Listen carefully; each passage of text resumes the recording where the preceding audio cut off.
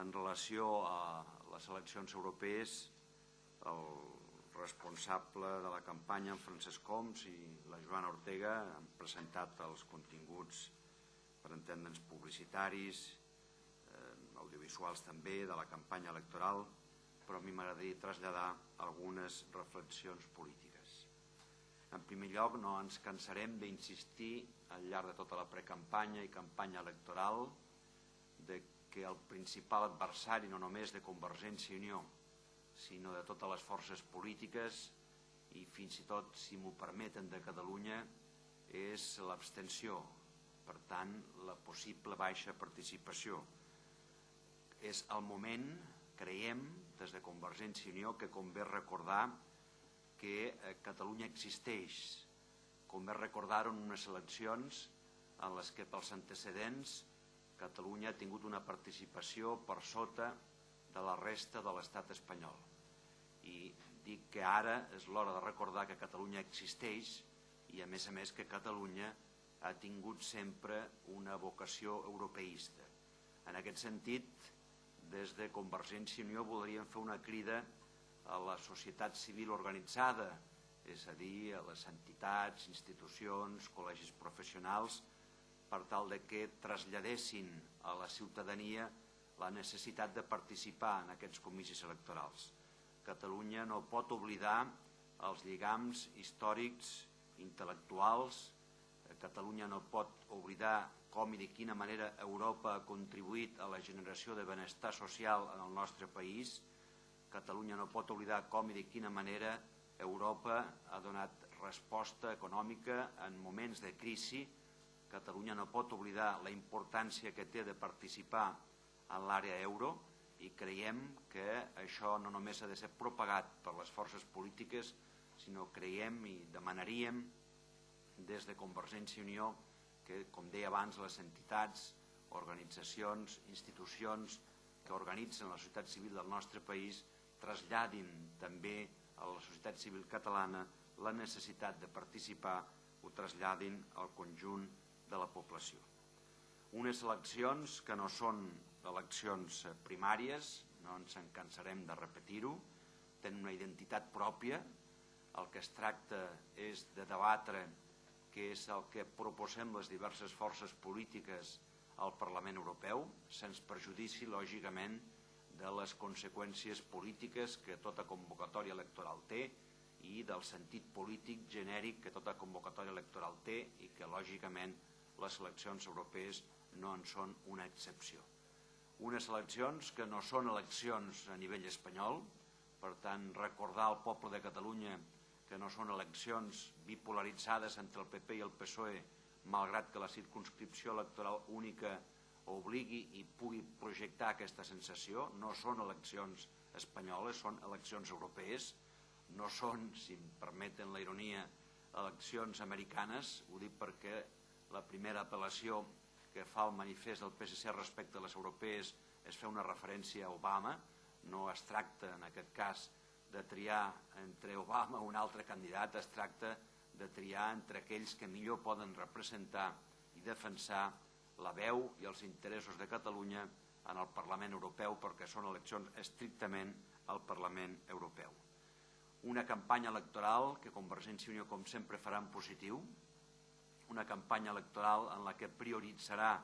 lògicament, els continguts econòmics i els que fan referència a les infraestructures, perquè d'Europa, en bona mesura, Catalunya i el seu futur en depèn tant en l'àmbit de les infraestructures com en l'àmbit econòmic.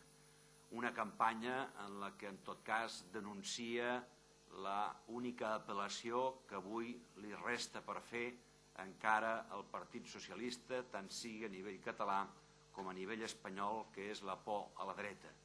Recurs que utilitza la campanya del PSC i recurs que utilitza dialècticament també la campanya del Partit Socialista Obrer Espanyol. Després del pacte del PP amb el Partit Socialista Obrer Espanyol o del Partit Socialista Obrer Espanyol amb el Partit Popular al País Basc, estem convençuts que aquest recurs, aquesta campanya, si fins i tot m'ho permeten, un xic barruera, especialment del PSC a Catalunya, a l'hora de recórrer aquest recurs de sempre, queda desarticulada per aquest pacte del PSOE amb el PP a nivell de País Basc. Una campanya electoral que, tot i dir abans, no és, i així ho defensarem fins al final, una campanya electoral que pretengui ser primària de res. És obvi que és una campanya electoral que es produeix, com deia l'altre dia, en la presentació del manifest del Consell Assessor del nostre principal candidat, el senyor Tremosa, es produeix en un moment en el que hi ha una crisi política, en el que hi ha una crisi de valors, en el que hi ha una crisi d'actitud moral al nostre país, en la que hi ha una baixa identitat i una baixa intensitat en tots els aspectes d'implicació de la societat amb les institucions del nostre país. Creiem, per tant, que el dia 7 de juny, malgrat no ser primàries, és una bona oportunitat per donar resposta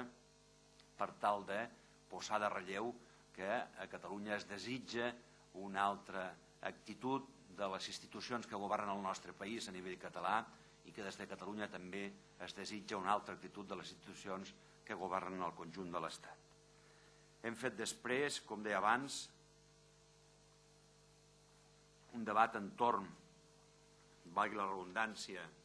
al debat de política general o debat de l'Estat de la Nació a nivell espanyol de la setmana passada. Convergència i Unió expressa la seva decepció pel resultat final del debat, especialment per allò que han protagonitzat